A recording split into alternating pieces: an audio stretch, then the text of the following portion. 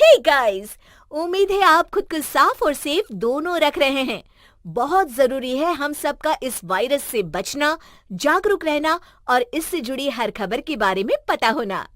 इसलिए हेलो लाया है fight against corona virus initiative, जिसके जरिए आपको इस वायरस से जुड़े हर सेफ्टी मेजर और हर खबर के बारे में रेगुलर अपडेट्स मिलते रहेंगे। Stay safe.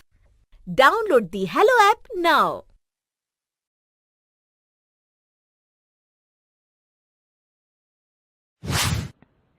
लक्ष्मी का अपने घर में पूरा दबदबा था। हिटलर की तरह वो सारा काम अपने पति और बेटे से करवाती। धीरे धीरे उसके पति की तबीयत खराब रहने लगी। सुनो जी, अब आप बुजुर्ग हो गए हो, काम में भी अब हाथ आपके फुर्ती से नहीं चलते। अरे भाग्यवान, भगवान से डर।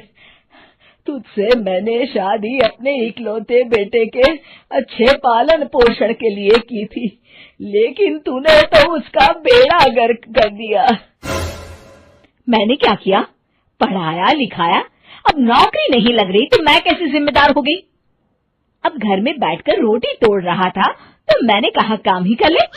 एक तो भला करो और ऊपर से बातें सुनो। तभी सारंग वहां आ जाता है। बहुत भूख लगी है माँ, कुछ खाने को दे दो।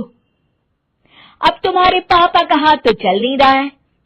मैं ही जा रही हूँ आज किचन में, बनाती हूँ कुछ। हे भगवान, कैसे होगा इतना काम मुझसे? लक्ष्मी किचन में काम कर रही होती है कि तभी अचानक उसे आइडिया आता है। अरे मैं भी ना, अरे यहाँ तो फ्री की नौकरानी ला सकती हूँ मैं, फिर मैं क्यों खाना बना रही हूँ? उस दिन लक्ष्मी सारंग की पसंद का खाना बनाती है और बैठकर उसे बड़े ही प्यार से खिलाती है। खा ले बेटा, खा ले, पेट भर के खा ले। अरे रुक, मैं तेरे लिए ना गर्मा गर्म रोटियां लाती हूँ। सारंग और उसके पिता एक दूसरे की ओर बड़े ही हैरानी से देखते हैं। बेटा सारंग, जरूर दाल में कुछ काला है, वरना ये औरत तो हमें बासी खाना भी सुकून से ना खाने दे। सुनील की बात लक्ष्मी सुन लेती है और जोर जोर से चिल्लाने लगती है। अरे हाँ, भलाई का तो जमाना ही नहीं रहा।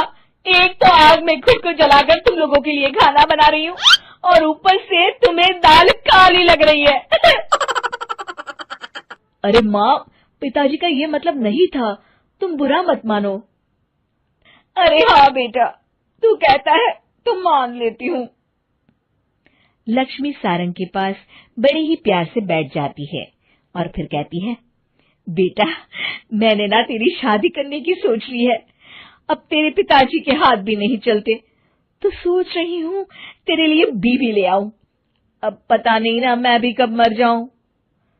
अब ऐसे भाग्य भी कहाँ है हमारे। क्या कहा?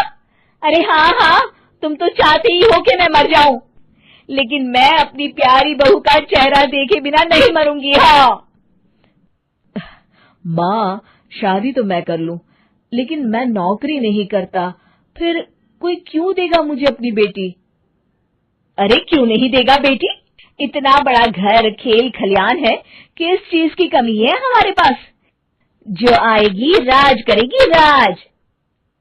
हम तो ना कर पाए राज, ये बोलो कि एक और नौकर तुम्हारे पास आ जाएगा। मैं कहती हूँ चुप हो जाओ। अरे खुद के घर का खाना बनाएगी तो क्या नौकरानी हो जाएगी? अब तुमसे तो किचन का काम होता नहीं, तो कोई तो करेगा ना। ठीक है माँ, तुम जैसा सही समझो बस।